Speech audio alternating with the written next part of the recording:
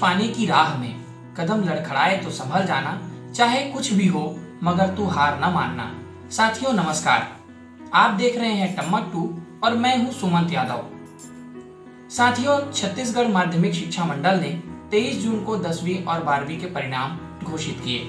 आज हम मिलेंगे शासकीय उच्चतर माध्यमिक विद्यालय माना बस्ती के 2 ऐसे छात्रों से जिन्होंने साथ में पढ़ाई की और शानदार प्रदर्शन करके अपनी सफलता का झंडा गाड़ा।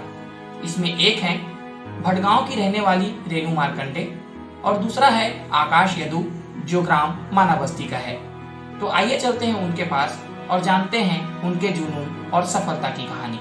एक जुनून सा दिल में जगाना पड़ता है, पूछा चिड़िया से कैसे बना आशियाना, तो बोली भरनी पड़ती है उड़ान बार बार, एक एक तिनका उठाना पड़ता है।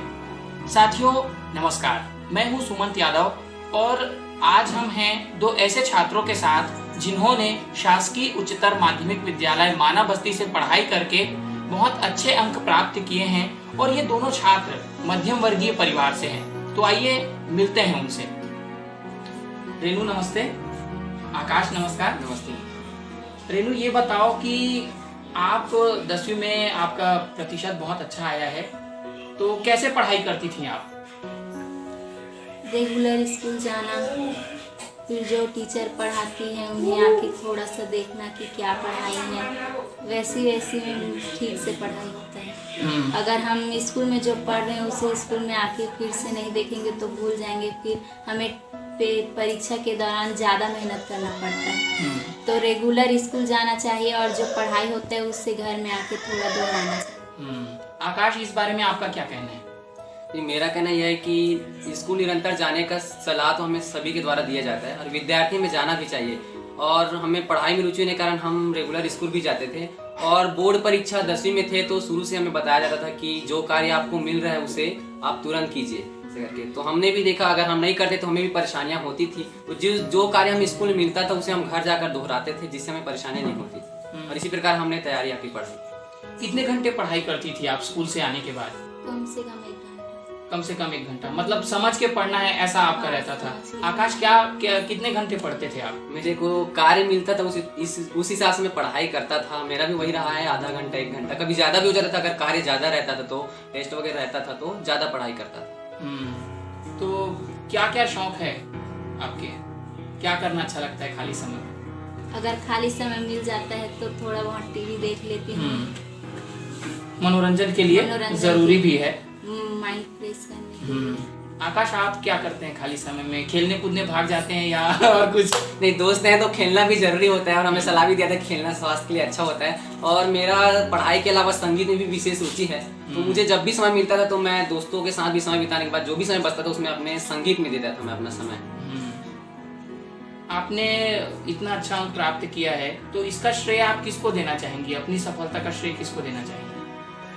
मैं अपनी मम्मी और दादी को देना चाहती हूँ। उनका आशीर्वाद हमेशा मेरे साथ था और मम्मी तो विशेषकर पढ़ाई में बहुत ध्यान देती थी, इसलिए उनको ही जाता है इसलिए। आकाश, आप अपनी सफलता का श्रेय किसको देंगे? मैं अपना सफलता का श्रेय अपने सभी गुरुओं, अपने माता पिता, अपने परिवार और सभी दोस्तों को देना चाहता हूँ। मुझे पूर्ण रूप से सभी की तरफ से मार्गदर्शन मिला, सहयोग मिला, जिसके कारण मैं पढ़ाई करके आज इस अंक को प्राप्त कर पाया। तो कैसा सहयोग रहता था जब आप पढ़ाई करती थी स्कूल में? खासकर स्कूल में अगर कुछ समझ नहीं आता था तो दोस्तों से पूछ लेना, संपर्क कर लेना, डिस्कशन कर लेना।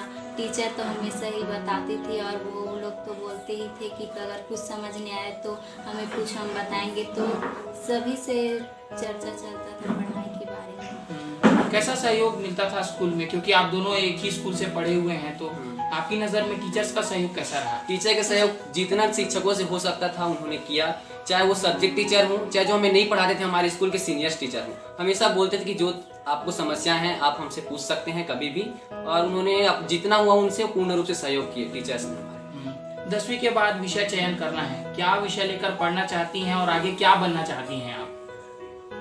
मैं गणित विषय लेकर पढ़ना चाहती हूँ आगे और एक शिक्षक बनना चाहती हूँ।